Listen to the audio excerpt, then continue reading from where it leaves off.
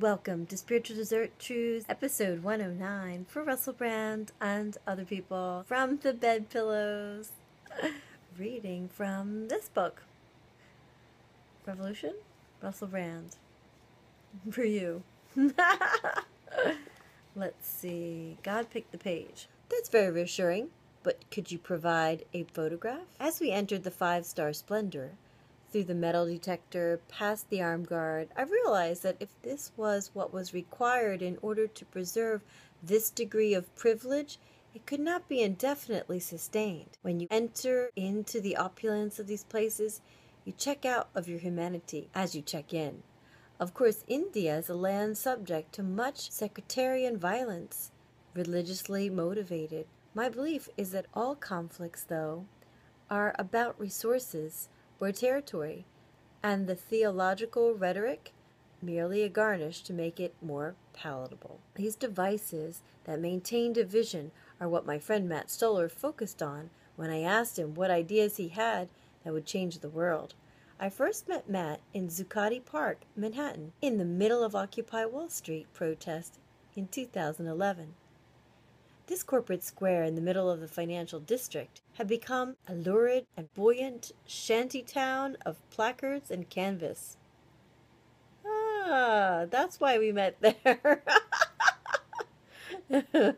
I was magnetized down from my Tribeca apartment by a curiosity that will not yield, that will not be sedated by my ego's ongoing acquisitive quest. Among the many stimulating encounters with cockeyed optimists and hardcore anarchists, my meeting with Matt stood out. Matt at that time worked for the government. He understands power. As a policy wonk,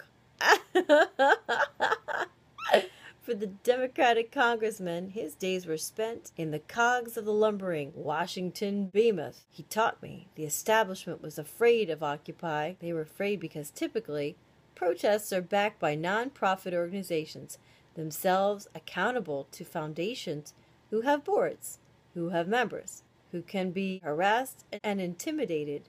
Occupy doesn't walk like that. It is a spontaneous, leaderless, cooperative, and that makes it harder to squash. It's pretty much everybody who does not agree with being robbed.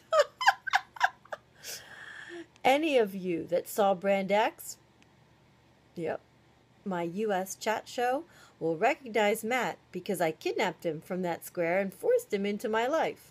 I did this because I instantly identified him as a peculiar radical. Good old me.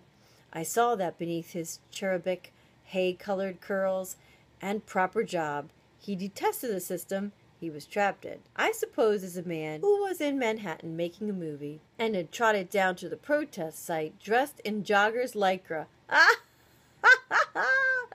I know why. That great movie. Time has a way of flying, doesn't it? My goodness. With his quandary. Since then, he has regularly prized apart the clenched and corrupt buttocks. Let's read that again. Since then, he has regularly prized apart the clenched and corrupt buttocks of American politics and allowed me to peer inside into its dirty workings. I asked Matt for ideas that would aid the revolution.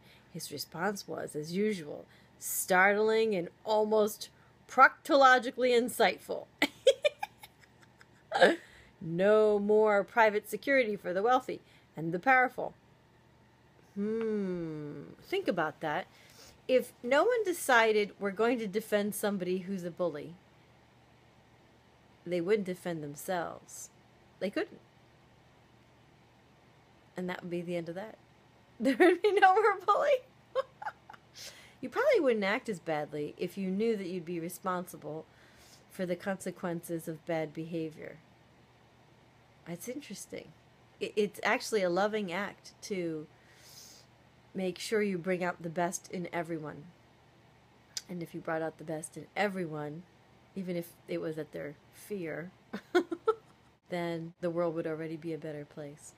You don't want to work on the level that is lower vibrational frequency. You want to stay on the higher vibrational frequency.